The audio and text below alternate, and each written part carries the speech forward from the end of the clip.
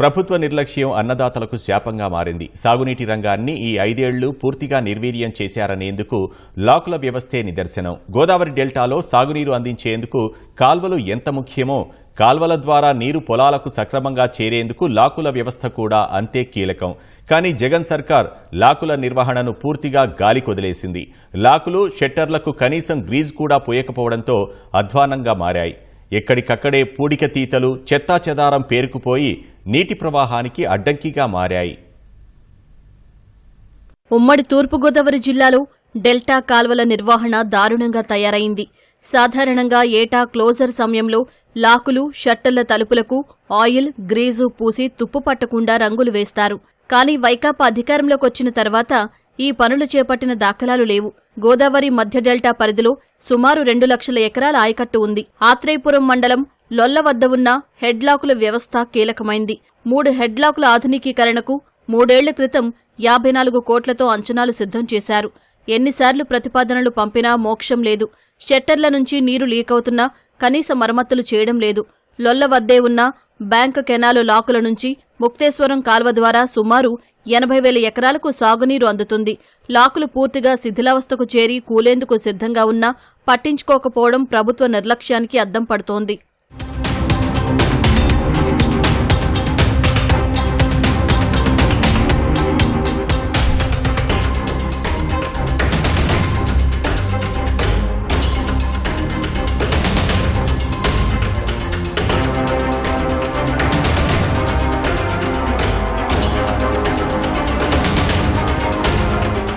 లొల్ల హెడ్లాకుల నుంచి కాట్రేనికోన మండలం పల్లంకూరులో ఉన్న మైనరు లాకుల నిర్వహణ లేక లీకులు ఏర్పడుతున్నాయి.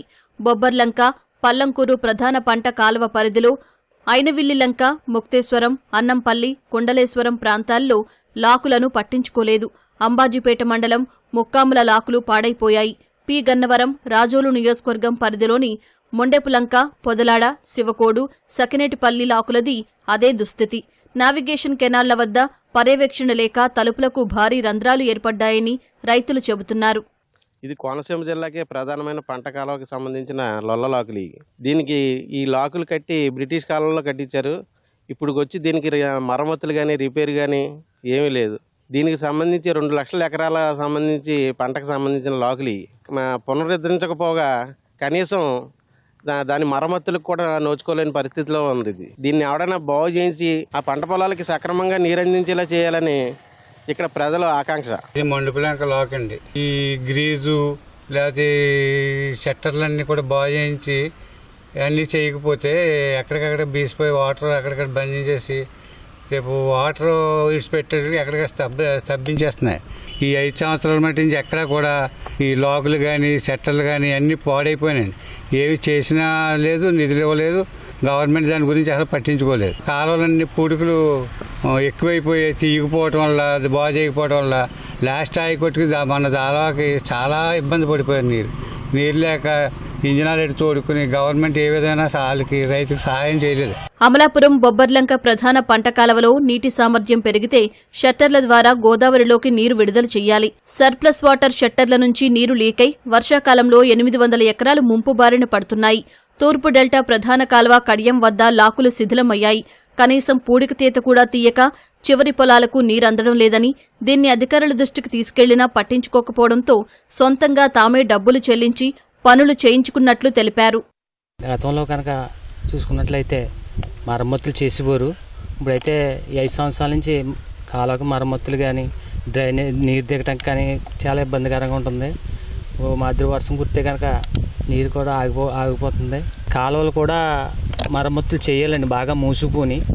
ఈ గోరింకల డ్రైన్ ఉందంటే మొత్తం పూడికంతా చాలా ఇబ్బందికరంగా ఉంటుంది.